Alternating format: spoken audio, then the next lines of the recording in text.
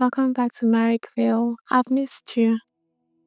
Dearest Vale Bloomers, people often say life happened, but they rarely tell you what that means.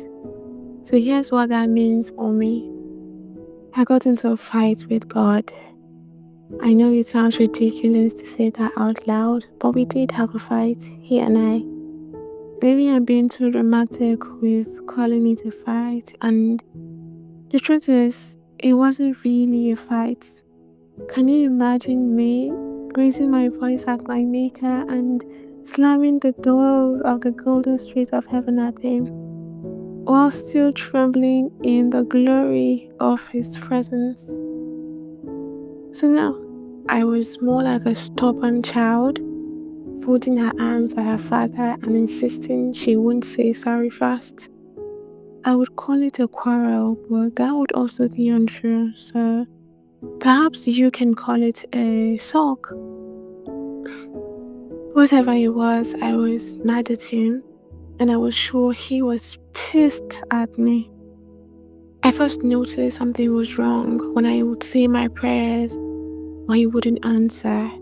I'd ask a confirmation on something, but he wouldn't speak either. Then I started a novena to draw closer to him, because I really needed him to speak. But unfortunately, he did not respond. I decided I would play David's game and bamboozle him with old hymns and phrases, but that didn't work either. I really needed him to talk with me, or he was just silent. And silence, Phil Bloomers, hurts more when you're desperate for a word. Even a little child would have been enough for me, but I got nothing. I wanted us to talk about things, but he wasn't ready to have a chat with me. It was either that or he had enough of me accusing him of forgetting me. I know reverse psychology doesn't work on him because he is God after all. He knows that I know he loves me, and saying he doesn't wouldn't get him to act any sooner. But I really felt like he didn't care about me.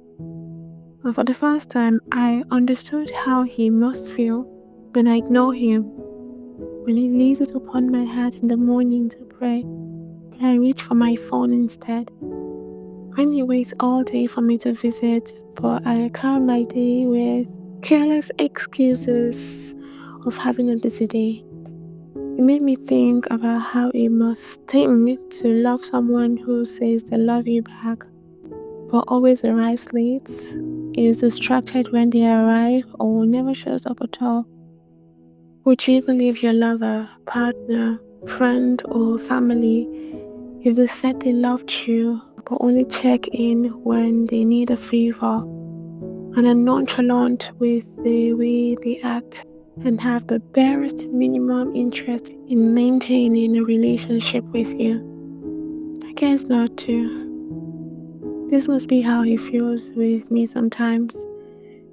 So maybe his silence was not a punishment of any sort, and he was only trying to mirror the effort that I put into our relationship, because he loves me so much, and I hurt him that much. This is how it feels to love someone who says they love you, but never show up when you call. So, the next Sunday, I freed myself from work and dragged myself to Mass. I tried so badly to immerse myself in the holy ritual of the liturgy, but the psalmist and the priest were tragically bad. They ruined the entire liturgy for me.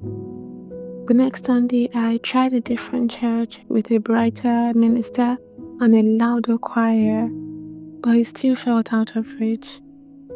They talk about God's anger oftentimes being like thunder and lightning, but I think his silence is just as fierce, if not fiercer. It strips you bare and leaves you feeling confused and alone.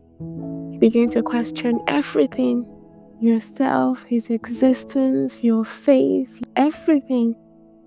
And then you realize how much sense your life made when you had his voice as your compass and his spirit as your companion. and you long for that. We're not fully back together yet, God and I, but last week I tried something new. I sent him a letter. It was nothing vintage or fancy at all, pretty much like this one. And in the days that followed, I felt a quiet chuckle when I thought about something funny during my meditation. I felt his presence, very faintly, but it was something. And it reminded me that he never left. I did. So now I'm going back to him one day at a time. And that's enough for now because I know he's waiting patiently for me. Meanwhile, Honey Granny told me the bellboy refused to ring the morning bell for a week because the baker forgot his birthday. The whole vale felt quieter without that bell, and everyone felt the awkward stillness.